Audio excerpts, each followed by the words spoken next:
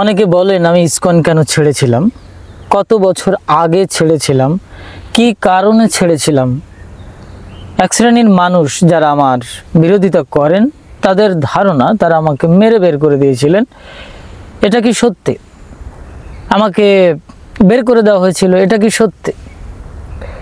সমস্ত সত্যের বিষয়টি আজকে পরিষ্কার হবে। আমার নিজস্ব যারা কাছের প্রিয় মানুষ অনেকেই তারা জিজ্ঞাসা করেছেন, আমি প্রশ্নের উত্তর দেইনি সময় সুযোগের অভাবে। তো আজকে আমি সম্পূর্ণরূপে এক অদ্ভুত পরিবেশের ভেতরে এসেছি। আমার পেছনে দেখতে পাচ্ছেন গঙ্গা নদী, ইহার পেছনে দেখতে পাচ্ছেন অপোজিট কুল অর্থাৎ প্রতিকূল।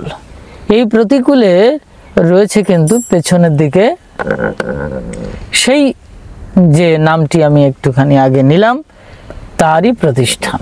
দেখা যাবে কিনা আমি বলতে পারবো না, তবে দেখি চেষ্টা করে পাওয়া যায় কি না। না, পাওয়া যাচ্ছে না, তবে কতগুলো বিল্ডিং ইত্যাদি দেখা যাচ্ছে। হ্যাঁ, দেখা যাচ্ছে ওই যে পেছনে শেডটা দেখতে পাচ্ছেন। যাই হোক, ইসকন মঠের কাছাকাছি, আমি এপারে, ইসকন মঠ ওপারে।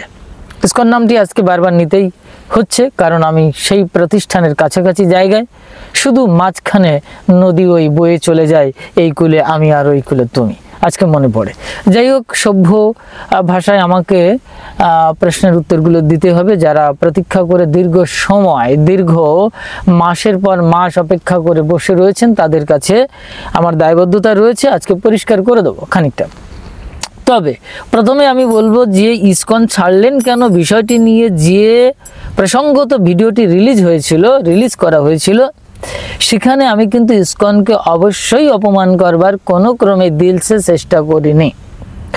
যদিও তাদের কোনো প্রাতিষ্ঠানিক ত্রুটি বিচ্যুতি আছে কি না আছে সেটা বিতর্কিত বিষয়, সেটাকে আমি কলম দিতে যাব না। তবে এমন কিছু ক্ষেত্র আছে যেখানে গেলে পেছনে দেয়াল ঠেকে যায়, তখন কিছু করার থাকে না, তখন অবশ্যই কিছু প্রত্যুত্তর বা প্রতিরোধক শক্তি ব্যবহার করতে হয়। সেই সূত্রে হয়তো গুটি কয়েক কিছু হয়তো প্রতিবাদমূলক কিছু পরিভাষা উঠে এসেছে, এর বাইরে আমি কিন্তু অপমান করবার কখনোই চেষ্টা করিনি বা করি না। ঠিক আছে, এই জগৎ ব্রহ্মাণ্ডের তুচ্ছ প্রাণী পর্যন্ত তুচ্ছ যা কিছু আছে তাকেও পর্যন্ত তুচ্ছ করা যায় না, ইহাই শাস্ত্রীয় সিদ্ধান্ত। যাই হোক, এখন তো আপাতত আমি নদীর কিনারে ঘাসের উপরে বসে আছি, বুঝতেই পাচ্ছেন। এবং সব থেকে বড় কথা হচ্ছে গঙ্গা কিনারে বসে আছি। জগন্মাতা গঙ্গা দেবী আমাদের ইষ্ট দেবী, যার ছোঁয়া স্পর্শে এই ধরনের পবিত্র পানীয় জল মিটে গেছে এবং বহু বংশকুল উদ্ধার হয়। শাস্ত্রীয় সিদ্ধান্ত অনুসারে জানা যায় সব থেকে পবিত্র জল সেটা কিন্তু গঙ্গা নদীর জল। সাধু সন্তরা এমন কেউ নেই তা ব্যবহার করেন না। সুতরাং এই গঙ্গা নদীর পাশে বসেই, গঙ্গা কিনারে বসেই আমি এমন কিছু কথা বলবো না যা মিথ্যাচার হয়।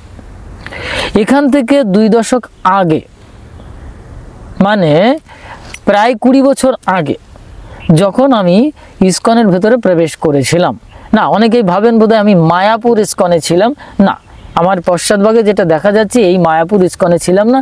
তবে এই মায়াপুর ইসকনের বিভিন্ন শাখা প্রশাখা গজিয়ে উঠেছে, তারই একটি শাখা প্রশাখা কলকাতা এরিয়ার ভেতরে, মানে কলকাতা অঞ্চলে বা উত্তর 24 পরগনার ভেতরে একটি শাখা মন্দিরে আমি ছিলাম।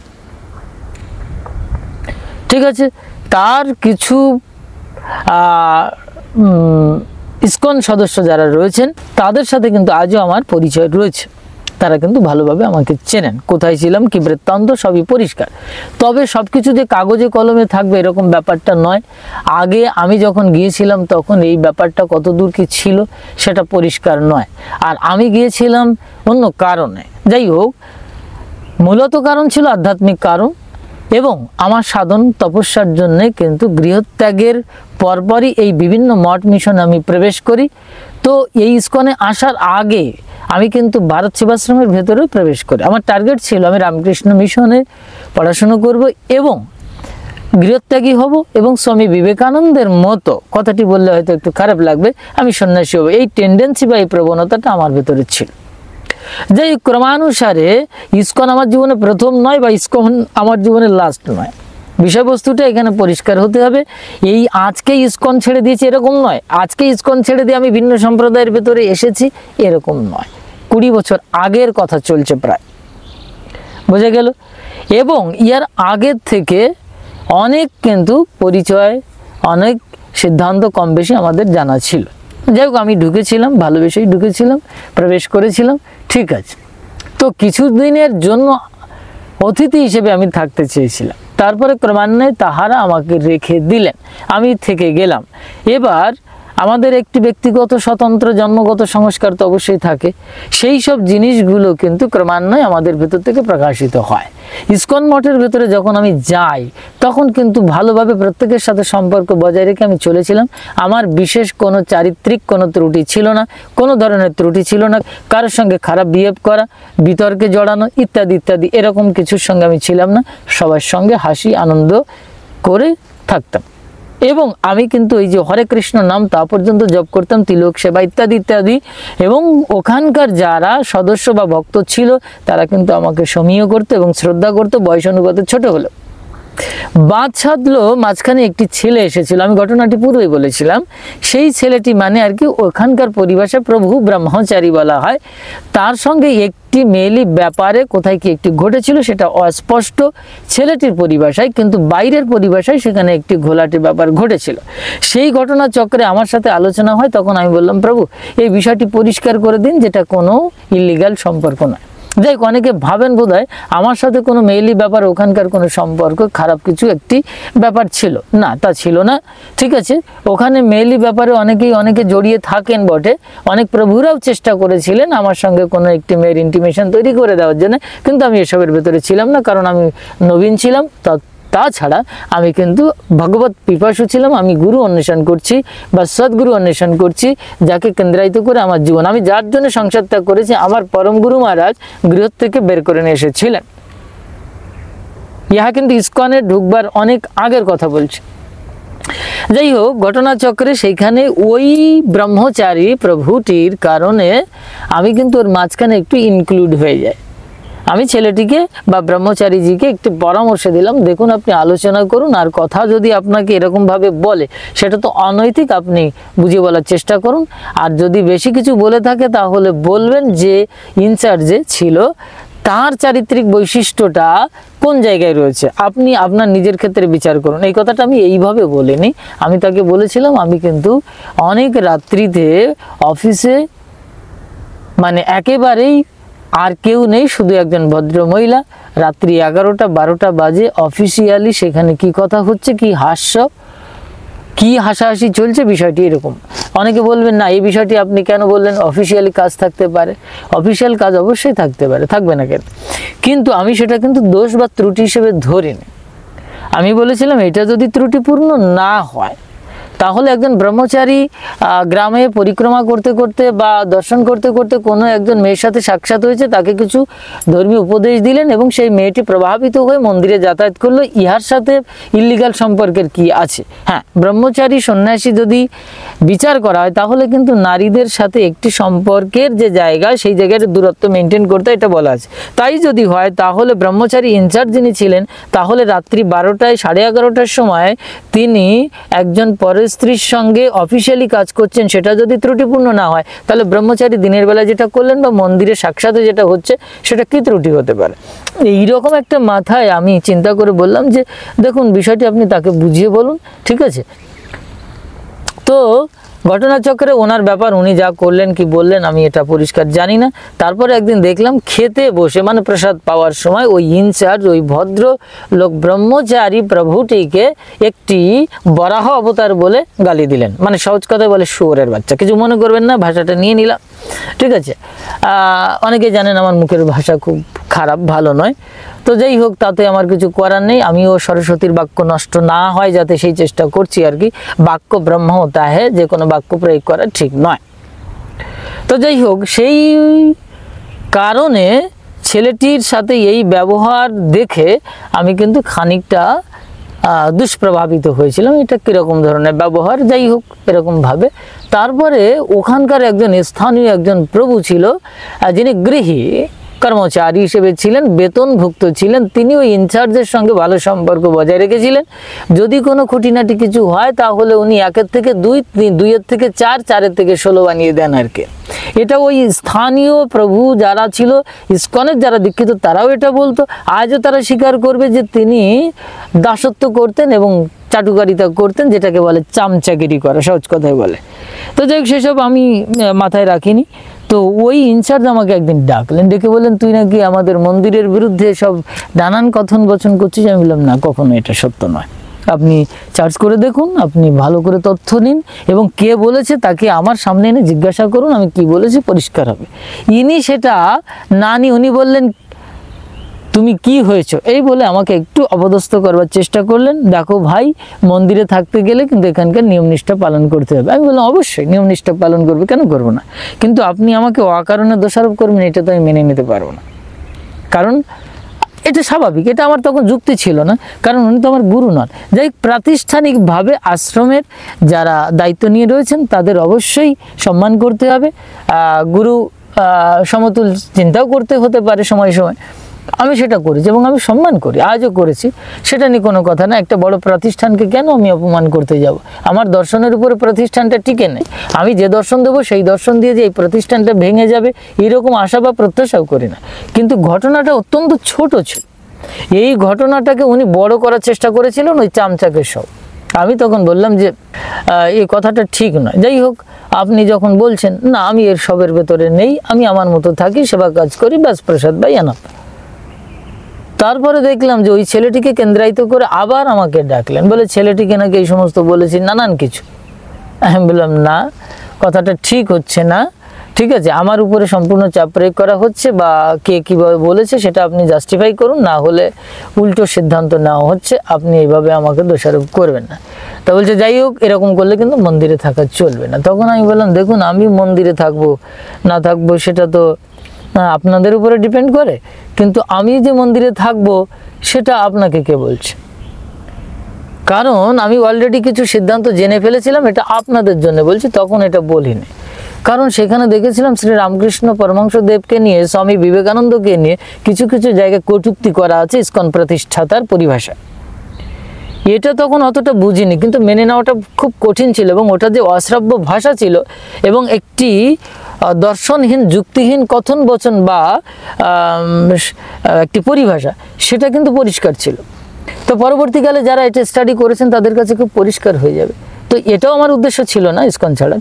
আমি তখন চিন্তা করলাম যে কোনো দর্শনের সঙ্গে টিকছে না। আমাকে এরা বললো যে এখানে কোনো দর্শন চলবে না, রাবীন্দ্রিক দর্শন চলবে না, বিবেকানন্দ দর্শন চলবে না, অন্য কোনো দর্শন চলবে না। আমি বললাম, ঠিক আছে, কোনো প্রতিষ্ঠানে অন্য দর্শন নাও চলতে পারে, কিন্তু কিছু কিছু জিনিস আছে তো যে দর্শনগুলো ভগবত তত্ত্বের সঙ্গে যায়। তো এই যে সাম্যতার দর্শন, সাম্যতা বলতে কি, যেখানে বেদান্তিক ফিলসফি রয়েছে, যেখানে তত্ত্বগত দিক রয়েছে, সেটাকে আমি সাম্যতার দর্শন বলছি। এই জিনিসটাকে কেন তারা মেনে নিতে পারছেন না, গভীরভাবে কেন মেনে নিতে পারছেন না? এখন শিবকে যদি বলা হয় যে কৃষ্ণের হাতের গ্লাভস, মানে নোংরা পরিষ্কার করবার জন্য যে গ্লাভস পরা হয়, এটা ইসকন দর্শনেরই একটি দর্শন আর কি। এখন যত যুক্তি দিয়েই বোঝানো হোক না কেন, সেটা তো একটি নোংরা পরিষ্কার করবার একটি বস্তুকে বোঝানো হচ্ছে।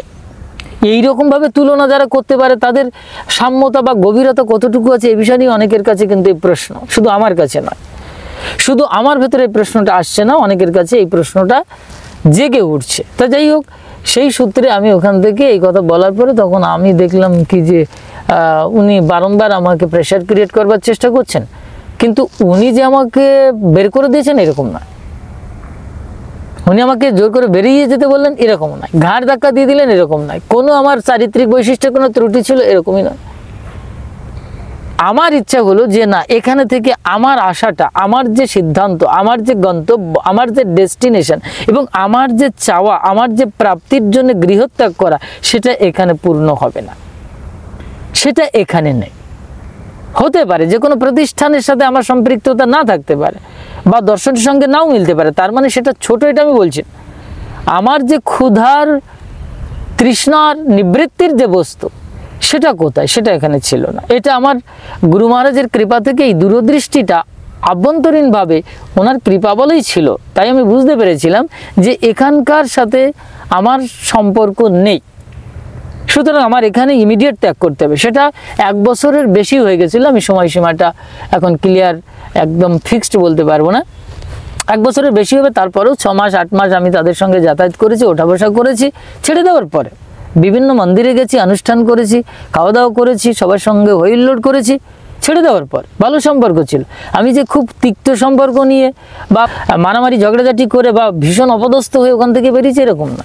তো যাই হোক, যখন আমি বেরিয়েছিলাম তখন আমার চোখ থেকে জল বেরিয়েছিল বিগ্রহের সামনে, বাস এইটুকু। তখন অন্যান্য মাতাজি বা অন্যান্য যারা ভক্ত সাধক বা প্রভুগণ ছিলেন, ব্রহ্মচারী ইত্যাদি, তারা খুব কষ্ট পেয়েছিলেন যে হঠাৎ তুমি কেন চলে যাচ্ছ। আমি কিছুই বলি না, আমি বললাম আসি, ভালো থাকবেন, পুনরায় আবার দেখা হতে পারে। আমি চলে আসলাম এই।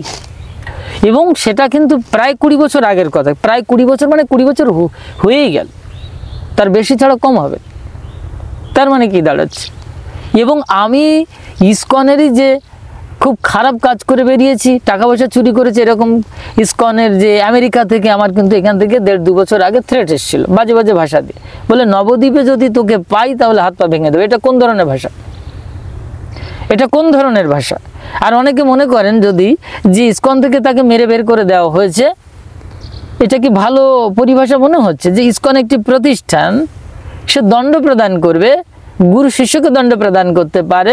কোনো মঠ বা আশ্রম কোনো ব্যক্তি অপরাধ করলে তাকে দণ্ড প্রদান করতে অবশ্যই পারে, কিন্তু নিষ্কারণে অকারণে যদি এরকম ধরনের অপদস্থ করে বা কাউকে আঘাত করে, যেমন ওই ব্রহ্মচারীকে বরাহের বাচ্চা বলল, এই ভাষাগুলো কি প্রাতিষ্ঠানিকভাবে ভালো মর্যাদা পূর্ণ হলো কি? যারা ইসকনের পক্ষে কথা বলবেন, আমি ইসকনকে আঘাত করে কথা বলছি না, এটা কি প্রতিষ্ঠানের সুনাম হচ্ছে না দুর্নাম হচ্ছে? যারা এই যুক্তিটা দেখানোর চেষ্টা করছেন যে মহাকালকে মেরে বের করে দিয়েছে, ওই ব্রহ্মচারীকে বাজে কথা বলেছে, এটা কি তাদের আভ্যন্তরীণ প্রাতিষ্ঠানিক মর্যাদা বৃদ্ধি পাচ্ছে?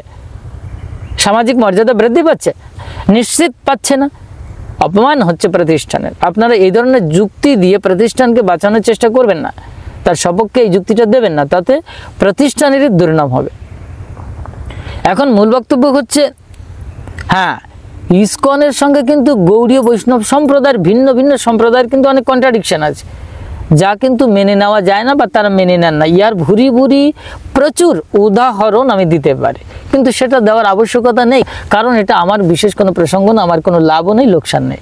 তবে হিন্দু সনাতন ধর্মের আভ্যন্তরীণ যে দার্শনিক বৈদান্তিক তত্ত্ব দৃষ্টিকোণ থেকে যদি দেখা যায়, তাহলে কিন্তু কিছু কিছু জায়গায় অবশ্যই আমাদের অধিকার থাকে আলোচনা বা সমালোচনা করবার। সেই ক্ষেত্রে কিছু কিছু জায়গায় আমরা ত্রুটি দেখতে অবশ্যই পাই, সেটা সাধারণ জনগণ বিচার করবেন। জনগণ জনার্দন যাদের ভেতরে বিচক্ষণতা আছে তারা এটা বিচার করবেন, সাধু সমাজ বিচার করবেন। আমি ব্যক্তিগতভাবে আমি কোনো আক্রোশ রাখি এরকম নয়, ব্যক্তিগতভাবে ইসকন আমি সহ্য করতে পারি না এটা নয়।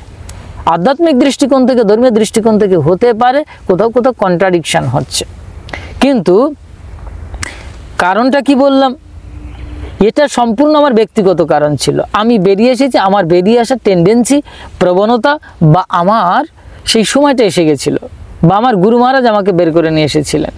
তার পরপরই আমার কিন্তু, আমি যে ইসকনে গেছি আমার তারপরে সাধনা শুরু হয়েছে এটা না, আমি গৃহত্যাগ করেছি তার আগে। গৃহত্যাগ করে তারপরে আমার বিভিন্ন ভারতবর্ষের বিভিন্ন প্রান্তে ছোটাছুটি, সাধন তপস্যার জন্যে, আমার সে পরম প্রেমিককে পাওয়ার জন্য ছোটাছুটি প্রায় 3.5-4 বছর। এবং আমার গৃহত্যাগের যেদিন সময় আর কি, আমি যেদিন গৃহত্যাগ করি তার পূর্বে দিন মানে আগের দিন দুপুরবেলায় পরম গুরু মহারাজ আমাকে কৃপা করে বের করে নিয়ে এসেছিলেন। বাকিটা আমি কাহিনীটা বলছি না। এই জন্য কেউ যদি মনে করেন যে ইসকন আমার বাবা মা ইত্যাদি ইত্যাদি, এটা ভুল ধারণা। ইসকনের সাথে আমার কোনো সংস্কারের কোনো সম্পর্কই নেই, দীক্ষার মন্ত্রের ইত্যাদির সাথে কোনো সম্পর্ক নেই। আমি ছিলাম খানিকটা সময়, সেই সময়টা যতটুকু মেনটেনেন্স করার দরকার সেটা করেছিলাম, এবং সেটা সম্মানের সঙ্গে, শ্রদ্ধার সঙ্গে, অপমানসূচক দৃষ্টিকোণ থেকে নয় এবং অমর্যাদার দৃষ্টিকোণ থেকে নয়, সম্মানের দৃষ্টিকোণ থেকে।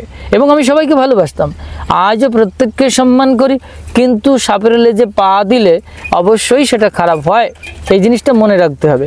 যারা এই আমেরিকান প্রতিষ্ঠান থেকে, ইসকনের প্রতিষ্ঠান থেকে বাজে বাজে কথাগুলো লিখেছিলেন, থ্রপ করেছিলেন, তাছাড়া আরও অনেক জায়গা থেকে, তাছাড়া ইসকন ছাড়লেন কেন, এই লেকচারটাতে অনেকে বাজে কমেন্ট করেছেন যারা ইসকন মতাদর্শী বা মতাবলম্বী।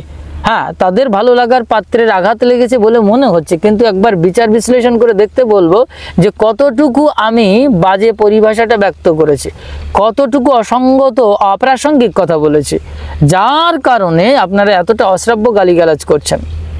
আমার কোনো যায় আসে না, শব্দ ব্রহ্ম ওটা আপনার কাছে ফিরে যাবে, বুমেরাং হয়ে যাবে, এছাড়া আর কিছুই না।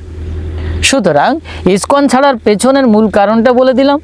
এর মূল কারণ ছিলাম আমি, অর্থাৎ আমি নিজে নিজে ওখান থেকে বেরিয়ে এসেছি, ওখানে আমার পছন্দ ছিল। নাম্বার 1, ওই ইনচার্জ একটি অসংস্কৃতিবান ব্যক্তি বলে আজকে আমি বলবো, কিন্তু আমার ব্যক্তিগতভাবে তার সাথে কোনো বিরোধ বা মতবিরোধ কোনোটাই নেই। কিন্তু পরবর্তীকালে জানতে পারি ওখানকার স্থানীয় লোক ওনাকে কিন্তু অপমান করেছিল, মস্তান ডাকুজা ইত্যাদি বলুন, এবং আমি বেরিয়ে আসার 2 মাসের ভেতরে উনি মারাত্মক অসুস্থ হয়ে পড়েন। উনি যে অসুস্থ হয়ে পড়লেন, আমি তার 2 মাস পরেও কিন্তু আবার সেই প্রতিষ্ঠানে গিয়েছিলাম এবং তাকে দেখে সম্বোধন করেছিলাম, সম্মান জানিয়েছিলাম, তিনিও আমাকে সম্মান জানিয়েছিলেন। কোনো একটি ছোট্ট একটি ত্রুটিকে বড় করে ইস্যু করে দেখানোর কোনো কারণ নেই। আমি ওনাকে কোনো দোষারোপই করছি না, আমি যে ওনার কারণে বেরিয়ে এসেছি এটাও নয়, আর উনি যে আমাকে বের করে দিয়েছিলেন জোর করে এটাও নয়।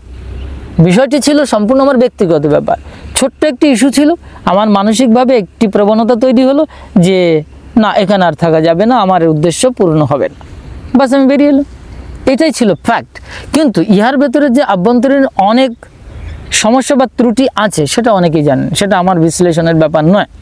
তো যাই হোক, আমি এই গঙ্গা কিনারে বসে রয়েছি, অপোজিটে মায়াপুর ইসকনের প্রতিষ্ঠান, এপার নবদ্বীপ প্রাচীন মায়াপুর। নিশ্চিত আমি গঙ্গা কিনারে থেকে মিথ্যাচার করব না, বা সাধু সন্তদের যে কোনো স্থানেই হোক না কেন মিথ্যাচার নিষিদ্ধ। আমি মিথ্যাচার পছন্দ করি না, সহজ কথা, সহজ যেটা বলার ছিল সেটা বলে দিলাম। হ্যাঁ, আমি ইসকনে ঢুকেছিলাম যে ভাই আমাকে এক রাত্রির জন্য একটু জায়গা আমি এখানে পাবো কিনা, রাত্রি হয়ে গেছে, কারণ মঠ মিশনে সাধু সন্ন্যাসীদের সেবা ব্যবস্থা থাকে, এই সূত্রে ওখানে যাওয়ার প্রয়োজন ছিল। বাস আমি সেখানে গেলাম। প্রথমত ওনারা বললেন না, এখানে কোনো সেবা ব্যবস্থা এরকম কিছুই নেই, সাধারণত ইসকনে সাধু সন্তদের সেবা ব্যবস্থা হয় না, উহাদের ব্যাপারটা আলাদা, ওদের সিস্টেম আলাদা। ভারতবর্ষে অন্যান্য মঠ মিশন, ভারত সেবাশ্রম, আর রামানুজ আশ্রম, রামানন্দী আশ্রম বা অন্যান্য আশ্রম, বিভিন্ন সন্ন্যাসীদের আশ্রম দেখুন, সেখানে সাধু সন্তদের সেবা ব্যবস্থা কম বেশি থাকে, ঠিক আছে। তো কোথাও কোথাও কোনো প্রতিষ্ঠানকে আজকাল দেখেছি ব্যক্তিগত হয়ে উঠেছে, তাদের সম্প্রদায়কে তারা আশ্রয়, সাশ্রয়, প্রশ্রয় ইত্যাদি দেন, সেটা আলাদা ব্যাপার, তাদের ব্যক্তিগত ব্যাপার, কাকে দেবেন কি না দেবেন এটা আমার বিষয় নয়।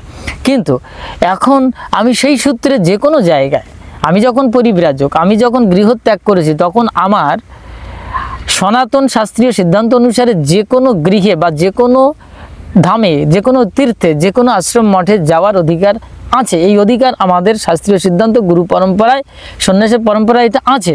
সুতরাং সেই সূত্রে আমি ইসকন তো জানি না যে ইসকন কারোর বাপের ব্যক্তিগত সম্পত্তি, তাহা জানলে তো আর সেখানে আমি কেন যাবো ভাই?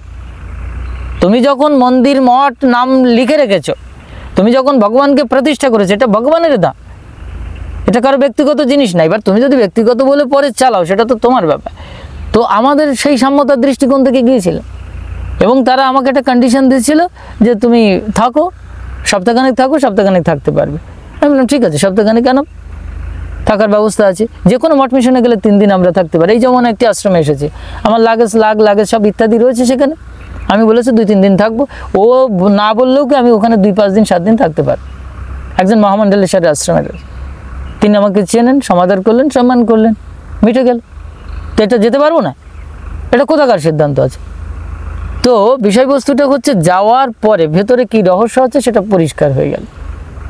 এবার এখানে যে মারামারি হয়েছে, কাটাকাটি হয়েছে, মেরে বের করে দিয়েছে, চারিত্রিক কোনো সমস্যা দেখা দিয়েছে, হ্যাঁ, ইত্যাদি ইত্যাদি, এরকম কোনো কারণই ছিল না। ছিল ওই ছেলেটির ব্যাপার, যেটা ইসকনেরই দীক্ষিত ব্রহ্মচারী, তার সাথে এই কন্ট্রাডিকশনটা ঘটেছিল। মাঝখানে কি হলো, একটা মিত্রতার, সখ্যতার সম্পর্ক হলো, সেখানে গুটি কয়েক কথা আমি বলেছিলাম, যেটা একেবারে ন্যায্য কথা, সঙ্গত, প্রাসঙ্গিক ছিল, কিন্তু কোনো মানে একেবারে খারাপ সিচুয়েশন তৈরি করে দেওয়ার মতো এরকম কিছু ছিল না। যিনি বলেছিলেন এটা, মানে যিনি চামচাগিরি করেন, ইনচার্জকে বলেছিলেন, উনি এই কথাগুলোকে অন্যভাবে বানিয়েছিলেন। এইভাবে ওই ইনচার্জের একটি মেন্টাল কন্ট্রাডিকশন তৈরি হয়, এবং তিনি সরাসরি আমাকে বলেছিলেন এরকম বললে এখানে থাকা যাবে না। এইটুকু আমাকে বলেছিলেন, কিন্তু উনি আমাকে বের করে দিয়েছিলেন এরকম না। তখন আমি মুখের উপরে বলেছিলাম আপনি আমাকে যেতে বলবেন কি, থাকতে বলবেন কি, আমি তো এখানে থাকবো না, এই কথাটা আমি বলেছিলাম। আমার উপর দিয়ে কেন কথা বলবে? আমি আমার ব্যক্তিগত স্বতন্ত্র সত্তার উপরে অধিকার রাখি, এই স্বতন্ত্র অধিকার আমার আছে, তোমার নেই। তুমি মঠ মিশনের মালিক হতে পারো, ইত্যাদি হতে পারো। প্রত্যেক জগতে প্রত্যেক প্রাণীর একটি স্বতন্ত্র অধিকার আছে। এইবার ব্যাপারটা হচ্ছে গুরু শিষ্যের পারম্পরিক যে ভাবধারাটা, গুরু শিষ্যের সম্বন্ধের ভেতরে অনেক সম্বন্ধ আছে, যে সম্বন্ধ, যে সেবা, যে প্রেম, যে শাসন অনুশাসন, এগুলোকে মেনে নিতে হয়, সেটা আলাদা ব্যাপার। কিন্তু নিষ্কারণে অকারণে যদি কোনো অশ্রাব্য অপ্রাসঙ্গিক কথন বচন, কোনো অযৌক্তিক দর্শন দিয়ে যদি প্রেশার ক্রিয়েট করা হয়, তাহলে স্বতন্ত্র অধিকারের উপরে চাপ সৃষ্টি করা হয়। সেই সূত্র থেকে একটা কন্ট্রাডিকশন হলো। আর আমি আমার আপন ইচ্ছা অনুসারে ইসকন মঠ আমি ছেড়ে দিয়েছিলাম, সেটা দীর্ঘ বছর আগের কথা, আজকে নয় তো। আজকে যারা ভাবছেন আমি আজকে ইসকন ছেড়ে দিয়ে আজকে আমি সাধু হয়েছি, আরে ভাই ইয়ার ইতিহাস বলে বহু বছর চলে যাবে, আমার বয়সের থেকে আগে চলে যাবে। এখন সেসব কথা ছেড়ে দিন। সাধন জীবনের কিছু গুপ্ত বিষয় থাকে, গুপ্ত রহস্য থাকে, সেসবগুলো সবসময় প্রকাশ্যে আনা উচিত নয়। তাই আমি সুন্দর পরিভাষায় বলবো, যারা অশ্রাব্য গালিগালাজ করেন, অসঙ্গত যুক্তি প্রদর্শন করেন, কোনো প্রাতিষ্ঠানিক প্রতিষ্ঠানকে মর্যাদা দিতে গিয়ে অপরকে হেয় করেন, এগুলো ঠিক না, এগুলো কখনোই ভালো জিনিস নয়। এগুলো নিজেদের আত্মসম্মানের প্রশ্ন এসে যাচ্ছে, একটা প্রতিষ্ঠানের সম্মানের প্রশ্ন এসে যাচ্ছে। এখান থেকে আপনারা সংযত হওয়ার চেষ্টা করুন। এবং আমি পরিষ্কার করে বলে দিলাম, ইহার পরে যদি কোনো সন্দেহ, কোনো বিতর্ক থাকে, তাহলে আর কিছুই বলার নেই, ঠিক আছে? কারণ আমার এইখানে এই প্রসঙ্গ তো আলোচনা করবার প্রয়োজনই ছিল না, কিন্তু আমি যখন এসেই পড়েছি নবদ্বীপ মায়াপুর এরিয়াতে, তাই আমি গঙ্গা কিনারে বসেই এই প্রকৃত সত্যাচার করে গেলাম। কারণ এটা অনেক ভক্তরা জিজ্ঞাসা করেছিলেন সরাসরি, আমি বলেছিলাম পরে এই বিষয় নিয়ে আলোচনা হবে, তখন রেকর্ডস হবে, ইত্যাদি ইত্যাদি। কিন্তু আমি সম্পূর্ণরূপে সব কিছু বাদ ছাদ দিয়ে দেখলাম যে আমি গঙ্গা কিনারে রয়েছে, পবিত্র গঙ্গা নদী, এবং নবদ্বীপ এরিয়াতে রয়েছে। সুতরাং এই সত্যটা এখানে পরিষ্কার করবার প্রয়োজন আছে, যাতে মানুষের কাছে প্রকৃত সত্যটা মস্তিষ্কের ভেতরে প্রবেশ করে এবং কন্ট্রাডিকশন দূরে চলে যায়। আপনারা যারা ইসকনে দীক্ষিত হয়েছেন, তারা ইসকনকে ভালোবাসুন, তাদের গুরুকে সম্মান করুন, অবশ্যই অসম্মান করবেন না, প্রতিষ্ঠানকে ভালোবাসবেন, প্রতিষ্ঠানের জন্য সব কিছু করবেন, কোনো সমস্যা নেই, কিন্তু অপরকে হেয় করবেন না। আমি ছেড়ে চলে এসেছি, কথাটা প্রসঙ্গত প্রশ্নোত্তর পর্বে এটা বলা ছিল, ঠিক আছে? এবং অনেক অনেক জিনিস আছে, যদি বেশি খোঁচাখুচি করেন তাহলে অনেক সত্য আছে যেগুলো বললে কিন্তু অনেক প্রশ্ন এসে যাবে এবং অনেক প্রতিষ্ঠানের কিন্তু আঘাত লাগবে। আমরা সাধু সন্তরা এটা কখনোই চাই না। তবে যেটা সমাজের জন্য ব্যভিচারমূলক, সেক্ষেত্রে কিন্তু প্রতিরোধক শক্তিটাকে অবশ্যই ব্যবহার করতে হবে। এখান থেকে অবশ্যই আমি পিছপা হব না, এই হচ্ছে ব্যাপার। তা না হলে কি করে এই ধরনের কথাগুলো বলতে পারে? এই ধরনের কথাগুলো কি করে বলতে পারে?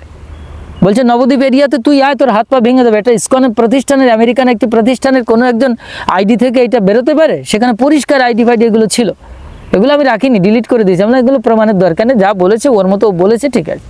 ওর এত বড় ক্ষমতা আছে, ভগবানের সৃষ্টিতে একজন প্রজাকে সে হাত পা ভেঙে দেবে। আরে বিষ্ণু পূজাও যিনি প্রজা পীড়া করে, পূজাও নিষ্ফলে যায় আর দুঃখে মরে, এটা চৈতন্য মহাপ্রভুর সিদ্ধান্ত, চৈতন্য ভাগবতের সিদ্ধান্ত, এটা বলা আছে। তাহলে এ কোন ধরনের বৈষ্ণবীয় পরিভাষা, কোন ধরনের ইসকন প্রাতিষ্ঠানিক ভক্তের পরিভাষা এটা? সুতরাং এখান থেকে সংযত হওয়ার আহ্বান রইল, এই ছাড়া আর কিছুই না। আমাকে কে মারবে? আমাকে মারবেন একমাত্র পরমেশ্বর পরমাত্মা, আর আমার মৃত্যু আমার ভগবান গুরুদেবের হাতে রয়েছে। সুতরাং এগুলো সবই অস্মিতা, অহংকার, আত্ম অভিমান। এখান থেকে বেরিয়ে প্রাতিষ্ঠানিক যে মর্যাদা রক্ষা করার চেষ্টা করুন, এবং অসাম্প্রদায়িকভাবে যেখানে সাম্যতার দর্শন আছে, বেদান্তের দর্শন আছে এবং গভীরতা আছে। ভগবান শব্দটির অর্থ হচ্ছে বিস্তীর্ণ এবং গভীর, একাধারে যিনি, তিনি ভগবান। যিনি নিজেকে ভাগ করে ভোগ করেন তিনি ভগবান। যিনি ষড় ঐশ্বর্যের মালিক, এই অনন্ত ব্রহ্মাণ্ডে যত ঐশ্বর্য আছে সমগ্র ষড় ঐশ্বর্যের যিনি মালিক। আরে ভাই, সেটা তো আমিও তার ভেতরে ইনক্লুডেড, আপনিও ইনক্লুডেড। আপনি কি করে একার অধিকারটায় অধিকার ফলাতে চাইছেন? সুতরাং এইখানটাই হচ্ছে বিতর্ক। তাই সভ্য পরিবেশে বলবো, অন্তিমে যারা শেষ পর্যন্ত শুনবেন তাদের কাছে এই আহ্বানটা, যে কখনো অশ্রাব্য গালিগালাজ এবং অসংযত ভাষা, অপ্রাসঙ্গিক কোনো দর্শন প্রয়োগ করার চেষ্টা করবেন না। তাতে আপনার নিজেরই ক্ষতি হবে, বুমেরাং হবে, এবং আপনার প্রতিষ্ঠানেরই অমর্যাদা হবে, এবং কে বলতে পারে কালক্রমে এ বিনাশ হয়ে যাবে। যদি সত্য দর্শন না থাকে কোনো প্রতিষ্ঠানের ভেতরে, বহু প্রতিষ্ঠান বহু সম্প্রদায় পৃথিবীতে এসেছে, বিনষ্ট হয়ে গেছে, থাকবে না। তো আমরা দেখতে পাই, খানিকটা দেখতে পাই যে এ কতদূর যাবে, ঠিক আছে, কতদূর যাবে। একটা বিশালভাবে প্রতিষ্ঠান চলছে, বিরাটভাবে প্রতিষ্ঠান চলছে, প্রচুর মানুষের ভিড়, প্রচুর মঠ মন্দিরে ভরে গেছে, তার মানে সেখানে সত্য আছে এটা বলা যায় না। কিছু শক্তি তো অবশ্যই আছে, এটা নিশ্চিত, কিন্তু প্রকৃত সত্য যে কতদূর আছে সেটা কিন্তু এইভাবে বিচার বিশ্লেষণ করা যায় না। ঠাকুর রামকৃষ্ণের পরিভাষায় একটি কথা বলবো, পচা মাছে মাছের ভিড় বেশি, খুব সাবধান। যারা সাধারণ ভক্ত আছেন হুইল্লোড করে মেতে যাবেন না। প্রকৃত সত্যকে উপলব্ধি করুন, প্রকৃত সদ্গুরু পারম্পরিক ভাবধারা যাওয়ার চেষ্টা করুন এবং প্রকৃত সাধন রহস্য ভেদ করবার চেষ্টা করুন, প্রকৃত শাস্ত্র রহস্য জানবার চেষ্টা করুন। শুধু ওই মঠের মন্দিরের চূড়া দেখে লাফালাফি করবেন না, ঠিক আছে। কবে একদিন বাজ পড়বে, কবে একদিন বজ্রাঘাত হবে, কবে একদিন এই কালচক্রের নিয়মে ধ্বংস হয়ে যাবে, সেটা কিন্তু আমরা কেউ জানি না। সুতরাং এই জগৎ ব্রহ্মাণ্ডে যা কিছু দেখছেন কম বেশি সবই নশ্বর। প্রকৃত সত্য কি, সেই সত্যকে উপলব্ধি করতে হবে। সত্যম পরম ধীময়ী, শ্রীমদ্ ভাগবতে এই সত্য কথাটির কথা বলা হয়েছে। সত্য হচ্ছে তপস্যার বস্তু, যার ভেতরে সত্য প্রকৃত সত্য নেই, নিরঙ্কারী ভাব নেই, আত্ম অভিমান শূন্যতা নেই এবং প্রেম নেই, সাম্যতা নেই, গভীরতা নেই, বিস্তীর্ণতা নেই, সেখানে প্রকৃত সত্য আছে কিনা সেটা বলা খুব কঠিন। অনেকে আবার এখানে মনে করবেন যে ওই ভগবানকে ডাকাই হচ্ছে সত্য বস্তু, ভগবানই একমাত্র সত্য বস্তু। সত্যের সংজ্ঞা দেওয়া বহুত বড় কঠিন। সত্য এক একজনের কাছে এক এক রকমভাবে প্রতীয়মান হয়। সত্য সতীতালয় সতীত্ব রূপে বিরাজ করে, সত্য বেশ্যালয় পতিতালয়ে বেশ্যাবৃত্তি করে। বলবেন যে এ কোন ধরনের সত্য? সত্যের স্বরূপ আমরা এখনো কেউ জানি না। যে প্রকৃত সত্যের স্বরূপ জেনেছে সে তখন একটি বাক্যে বলবে সর্বম খলিদম ব্রহ্ম, অর্থাৎ অহম ব্রহ্মাস্মি, একমাত্র আমি ব্রহ্মস্বরূপ আছি, আমি সেই ব্রহ্ম, আমি সেই ব্রহ্ম, অর্থাৎ একমাত্র ব্রহ্ম বস্তুই আছে, সত্য বস্তুই আছে, নিত্য চৈতন্য বস্তুই আছে, আর দ্বিতীয় কিছুই নেই জগৎ ব্রহ্মাণ্ডে। তার নামই জ্ঞান। কিম জ্ঞানম মিতি। ভরদ্বাজ ঋষি জিজ্ঞেস করেছিলেন ব্রহ্মদেবকে, তখন ব্রহ্মদেব এই কথা বলেছিলেন, সব কিছু যখন লয় বিলয় হয়ে যাবে, কোনো পদার্থ নাম রূপ রসগন্ধ ইত্যাদি থাকবে না, শুধুই একমাত্র চৈতন্য অবশিষ্ট থাকবে, অর্থাৎ চির কনসিয়াসনেস, চির সত্য বস্তু, তাই হচ্ছে জ্ঞান। এবার পরিষ্কার হয়ে যাচ্ছে, আরও পরিষ্কার করবার জন্য সময়ের ব্যাপার। যাই হোক, এখন আমি ইসকন ছেড়েছিলাম কিনা, আমাকে মেরে ধরে দিয়েছিল কিনা, কিভাবে এসেছিলাম, সব মোটামুটি পরিষ্কার হয়ে গেছে। আর সন্দেহ থাকার কথা নয়, দ্বন্দ্বতা থাকার কথা নয়।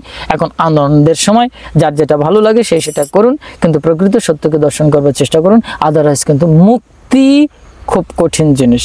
পরামুক্তি, পরাভক্তি, পরমেশ্বরের চরণ প্রাপ্তি, যাই বলুন, বহুত কঠিন বিষয়বস্তু। আবার খুব সহজ যদি আপনার হৃদয় নির্মল, সরল এবং সম্মতার ভিতরে প্রবেশ করে। কারণ নানাভাবে মানে যাইস্য, নানাভাবে মানে ইয়স্য তস্য মোক্ষ ন বিদ্যতে।